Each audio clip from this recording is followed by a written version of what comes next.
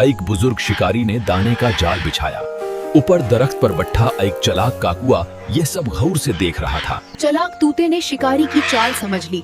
उसने अपने दोस्तों को खबरदार किया, लेकिन अफसोस, चंद परिंदे फंस गए। अकल सबसे बड़ी ताकत है।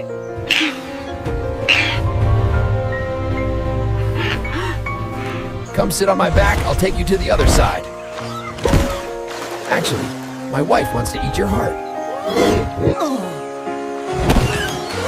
You should have told me earlier, no. I left my heart on the tree.